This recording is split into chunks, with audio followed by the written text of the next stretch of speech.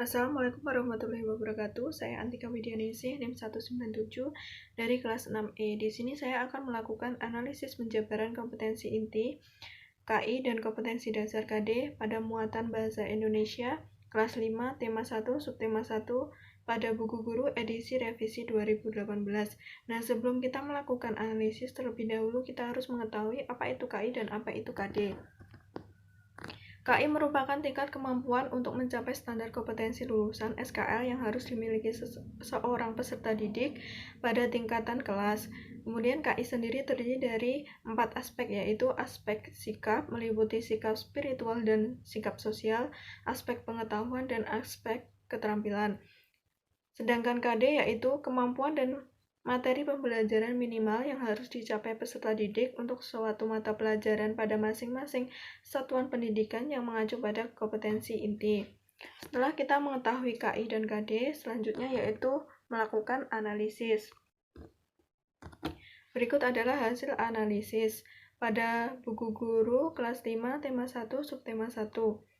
Pada muatan pelajaran bahasa Indonesia, KD 3.1 yaitu menentukan pokok pikiran dalam teks, lisan, dan tulis.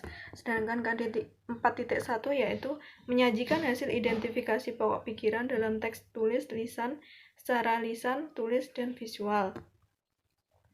Nah, pada pembelajaran ke-1, kegiatan pembelajaran yang sesuai dengan KD 3.1 terdapat pada halaman ke-6. Kemudian kegiatan pembelajaran yang sesuai dengan KD 4.1 yaitu terdapat pada halaman 7. Untuk membuktikannya, kita lihat pada buku guru terlebih dahulu. Nah, pada pembelajaran ke-1, kegiatan pembelajaran yang sesuai dengan KD yaitu kita lihat terlebih dahulu pada tujuan pembelajarannya.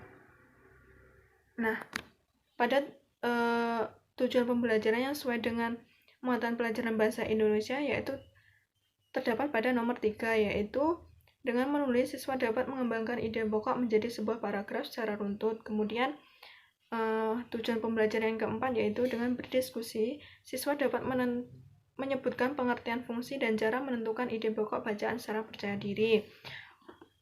Nah, hasil analisis tadi menunjukkan kegiatan tersebut terdapat pada halaman ke-6.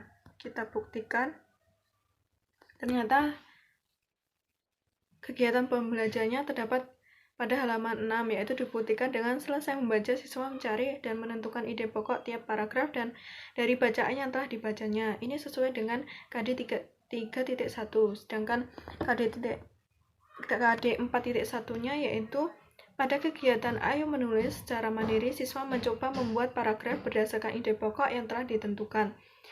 Jadi, KD tersebut sudah ada pada kegiatan pembelajaran yang pertama. Kemudian kita lanjut melihat analisis selanjutnya. Pada pembelajaran kedua, kegiatan pembelajaran yang sesuai dengan KD tersebut yaitu terdapat pada halaman 19. Kemudian pada KD 4.1 kegiatan pembelajarannya terdapat pada halaman 20.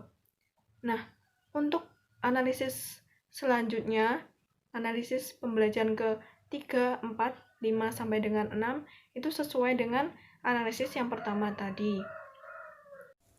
Bismillahirrahmanirrahim. Perkenalkan, nama saya Estivianti Pratiwi, NIM A5 1170174. Pada kesempatan kali ini saya akan menganalisis mengenai unsur penilaian autentik pada mata pelajaran bahasa Indonesia.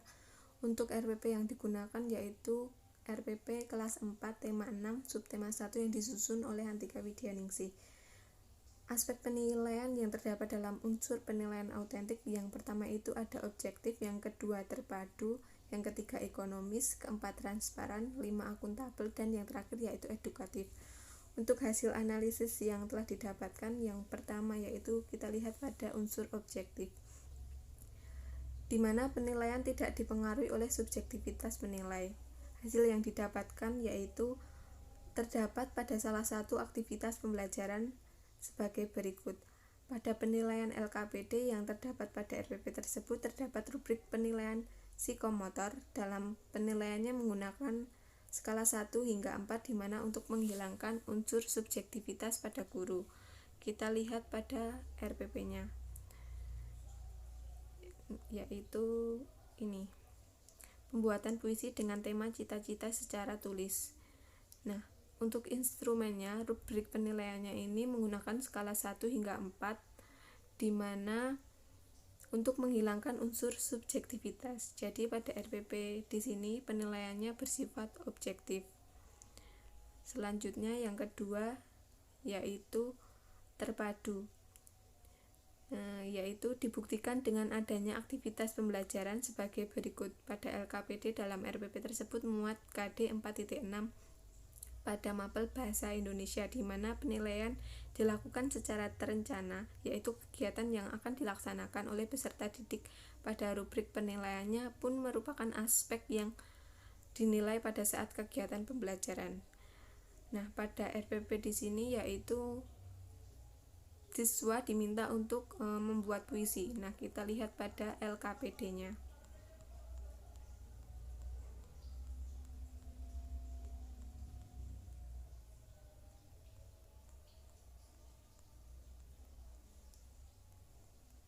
Ya, LKPD pada mata pelajaran bahasa Indonesia. Ini petunjuk mengerjakan yang yaitu siswa diminta untuk membuat puisi dengan tema cita-cita. Buatlah minimal 1 bait, tuliskan pada kolom di bawah ini. Nah, jadi untuk LKPD dan rubrik penilaiannya itu sesuai. Yang ketiga yaitu ekonomis. Ada kegiatan pembelajaran dilakukan secara runtut sehingga dalam penilaiannya pun juga menggunakan rubrik yang sesuai pada kegiatan pembelajaran secara runtut sehingga memudahkan dalam pelaporannya. Itu tadi pada RPP penilaiannya itu menilai tentang membuat puisi. Nah, kegiatan pembelajarannya pun juga membuat puisi. Jadi pembelajarannya itu secara runtut sehingga memudahkan dalam pelaporannya. Yang keempat yaitu transparan. Penilaian yang dilakukan terbuka. Rubrik penilaiannya menggunakan kriteria penilaian yang sesuai dengan kegiatan pembelajaran. Nah, pada RPP di sini untuk rubrik penilaiannya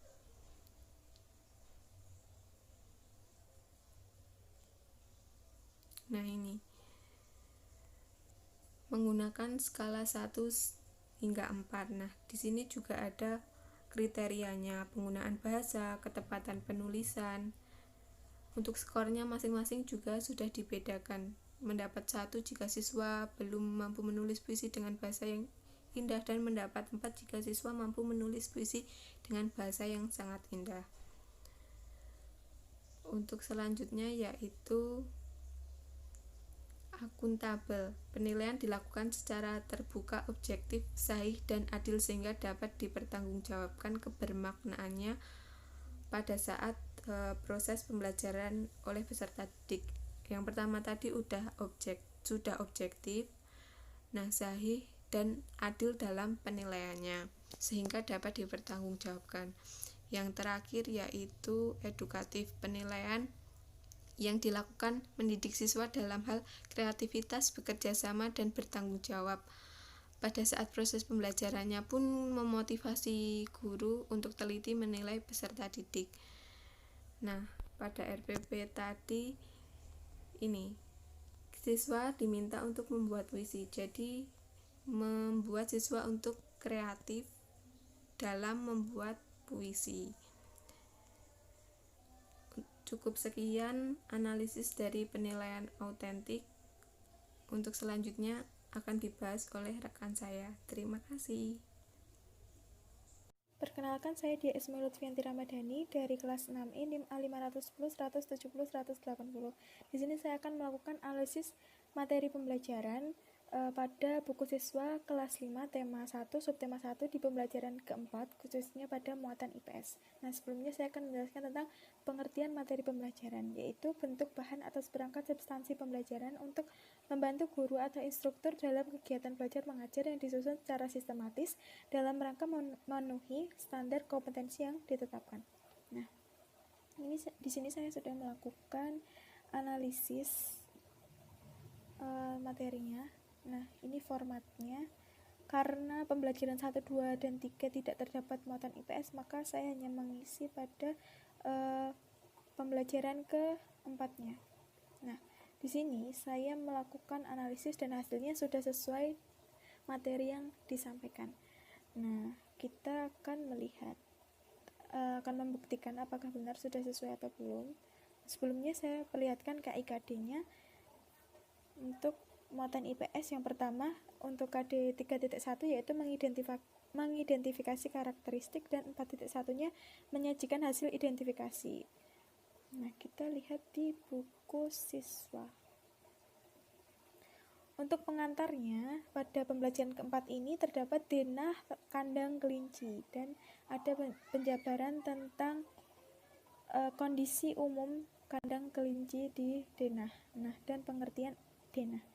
Kemudian untuk kegiatan 3.1-nya diwujudkan pada kegiatan ayo mengamati.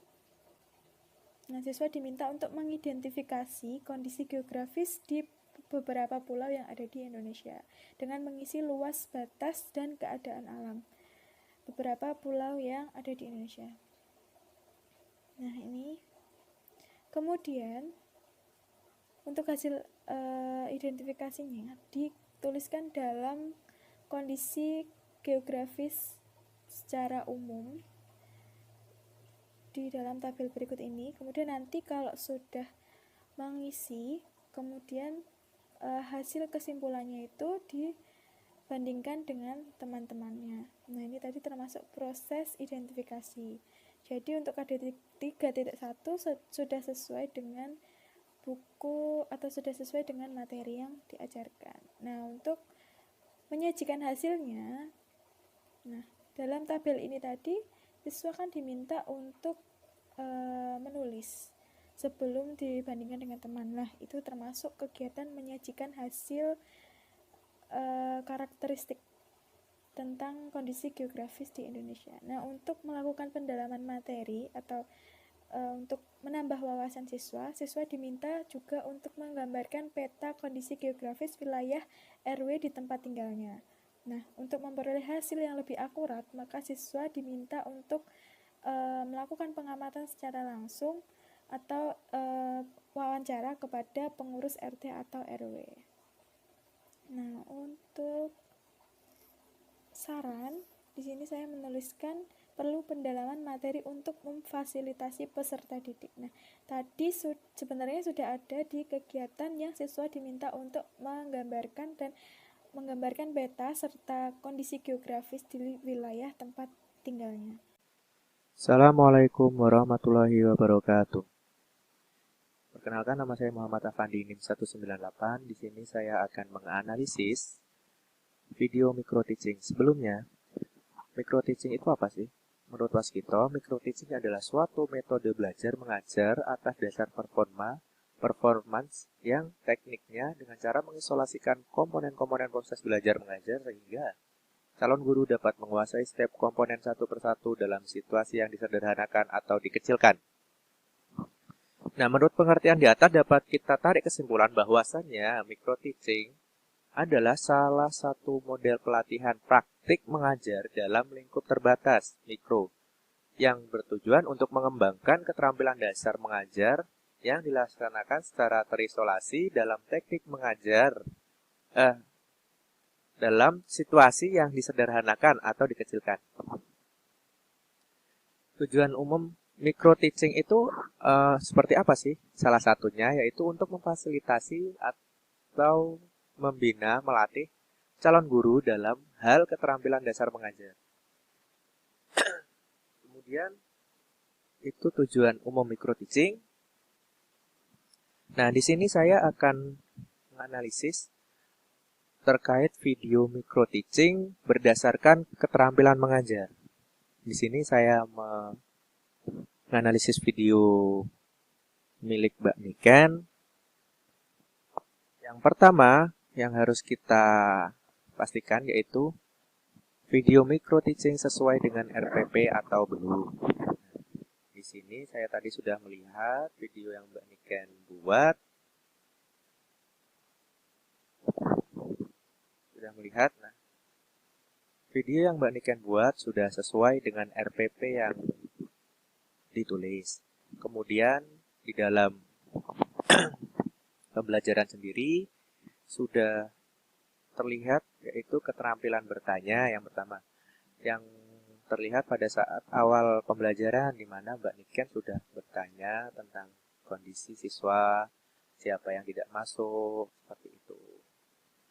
Kemudian tadi di hampir akhir inti tadi ada yang Mbak Niken bertanya, ada yang tidak paham seperti itu. Kemudian keterampilan memberikan penguatan tadi juga saya sudah melihat di mana Mbak Niken memberikan penguatan materi yang sudah diajarkan di akhir pembelajaran. Kemudian untuk keterampilan mengadakan variasi saya rasa cukup. Saya sudah melihat sebenarnya arah Mbak Niken untuk mengadakan variasi sudah ada, cuma dalam praktiknya Mbak Niken masih terlihat agak kaku seperti itu. Kemudian untuk keterampilan menjelaskan sudah di inti pembelajaran tadi Mbak Niken sudah menjelaskan bagaimana materi yang seharusnya disampaikan, sudah dijelaskan. Kemudian keterampilan membuka dan menutup pembelajaran sudah oke.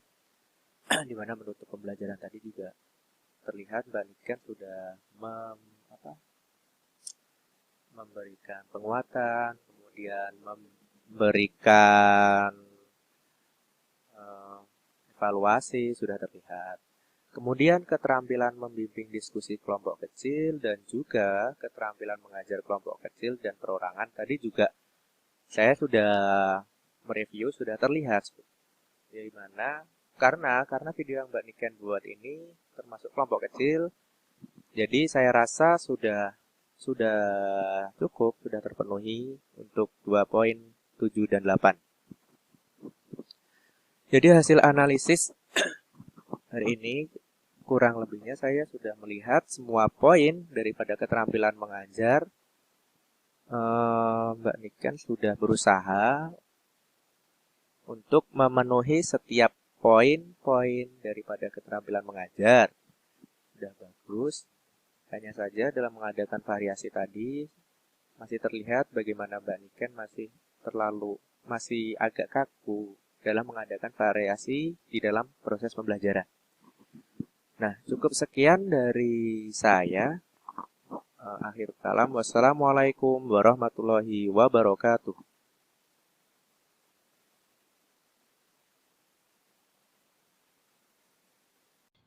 Di sini saya Faisal Subahtiar akan menjelaskan tentang analisis indikator muatan pelajaran IPS pada kelas 5 tema 1.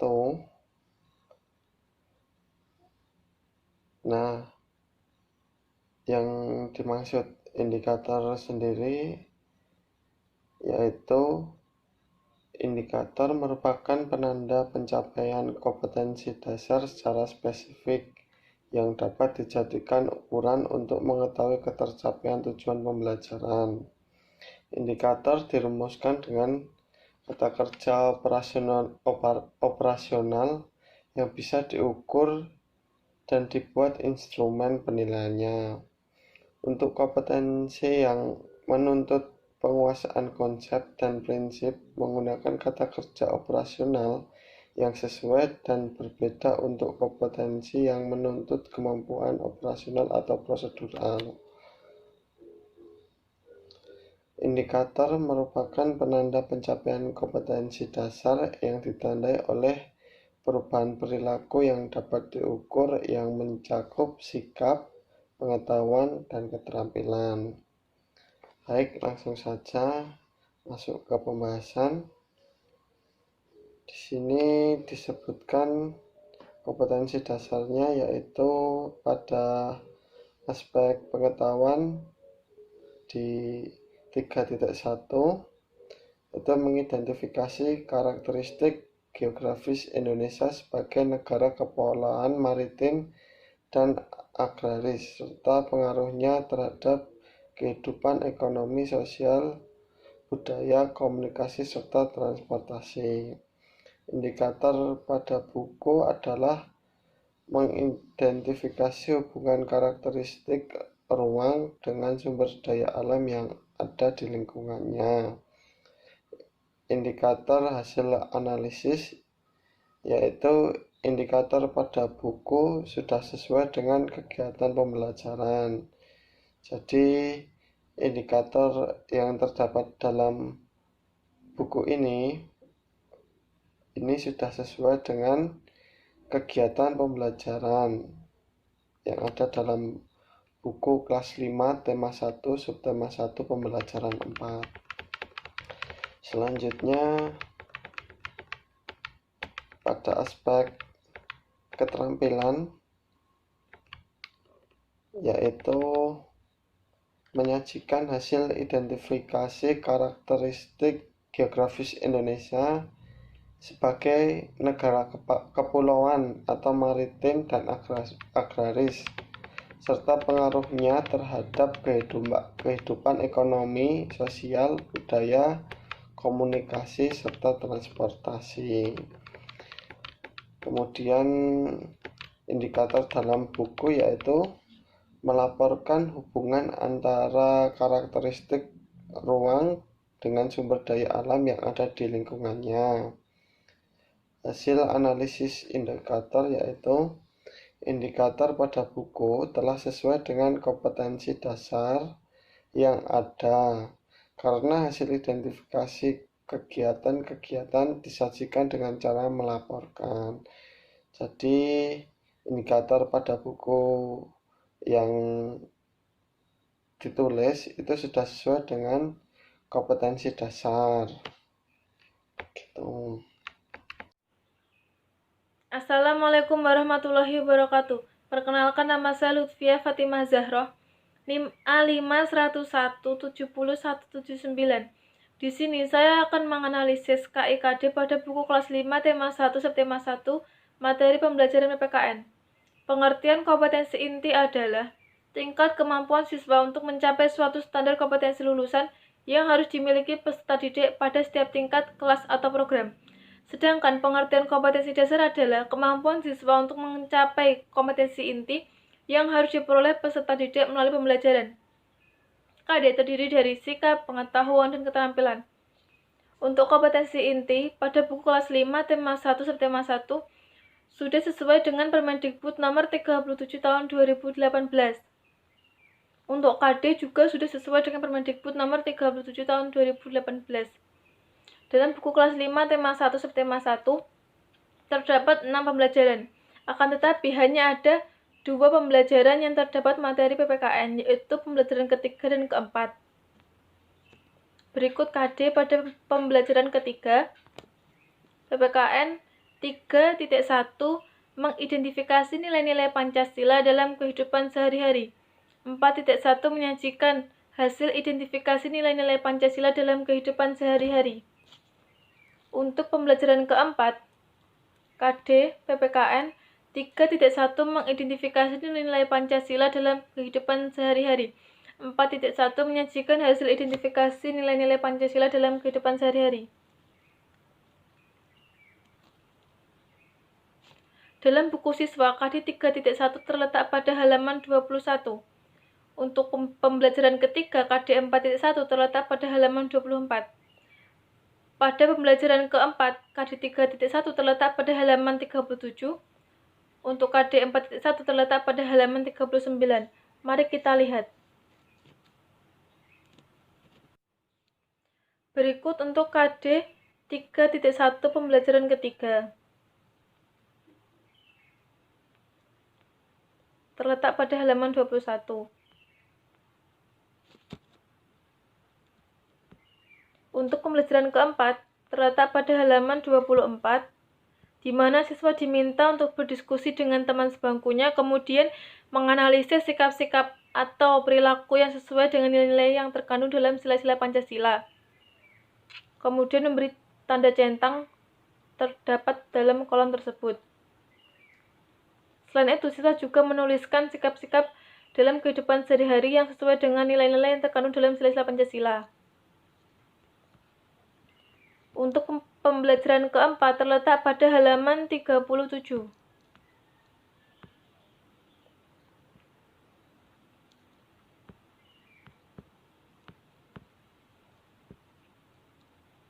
Ini untuk KD 3.1 pembelajaran keempat.